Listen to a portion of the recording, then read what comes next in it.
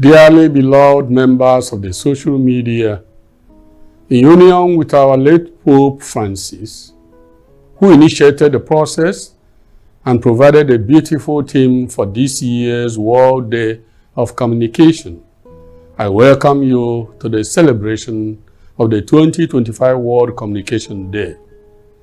This is the 59th edition since its inception by Pope Paul VI in 1967.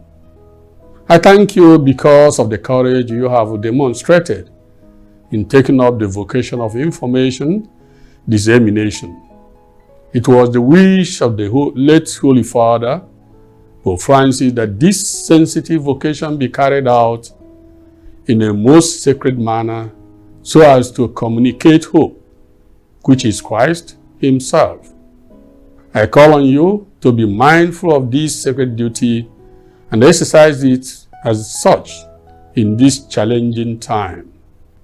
As the late Pontiff lamented and reiterated by Pope Leo XIV in his maiden address to the representatives of the media, and I quote, "Too often today, communication generates not hope, but fear and despair, prejudice and resentment, fanaticism and even hatred.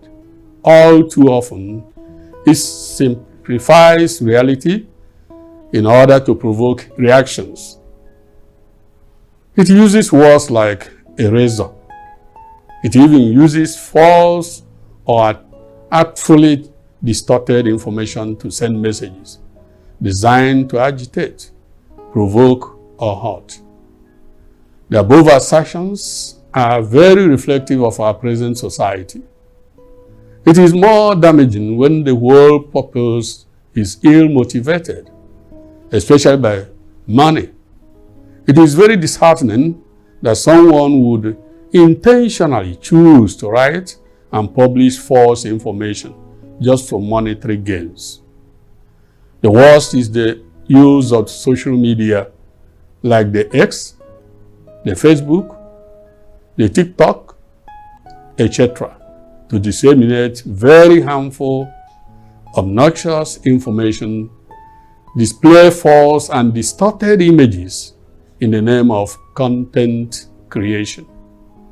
In recent times, these have been known to generate fights, animosities, to the extent of breaking up so many families and relationships.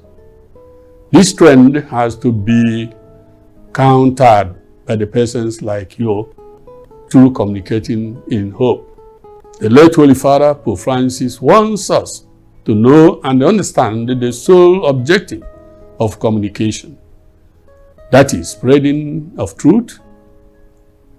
God is truth.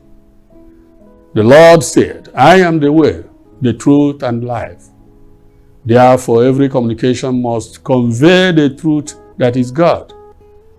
In the face of the contemporary weaponization of communication and means of social communication, the Mother Church, through Pope Francis, wants us to communicate this truth in hope. Communication and the dissemination of information must transmit hope. Even in the face of reporting very dire situations of wars and such realities, the recipient of the information, the hearer, and the reader must be given opportunity to perceive and experience an actual or even a possible remedy. This is hope communication. Here everything cannot begin and end in helplessness and hopelessness as news items. There must be help and hope. This is the task of every reporter, journalist, speaker, etc. This way of reporting, writing, or speaking must also be found in interpersonal relationships, like in the families, churches, schools, even in meetings and social gatherings. There is also need for gentleness. The Holy Father rightly referred to the words of St. Peter, and I quote, "In your hearts, sanctify Christ as Lord. Always be ready to make your defense to anyone who demands from you an accounting for the hope that is in you. Yet do it with gentleness and reverence." 1 Peter 3:15-16. Here he gave us reason for making communication a Christian reality.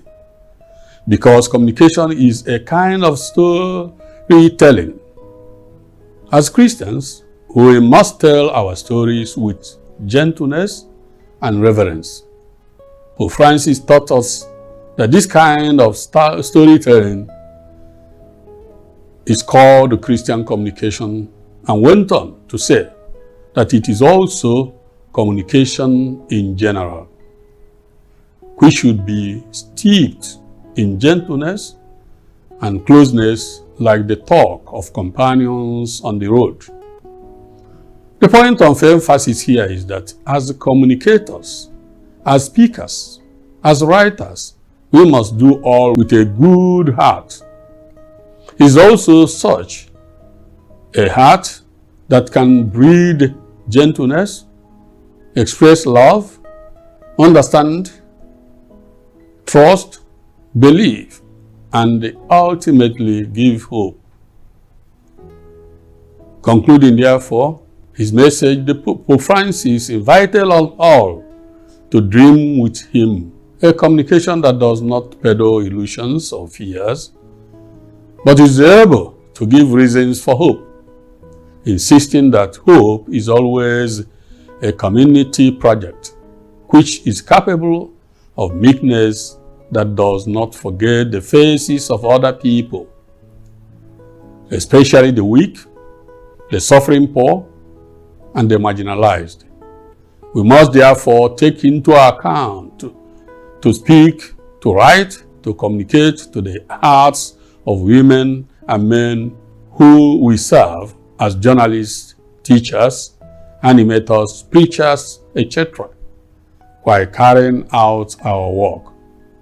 I therefore, with Pope Francis, urge you, communicators, and indeed everyone that has the duty of informing others, to never allow instinctive reactions guide your communication.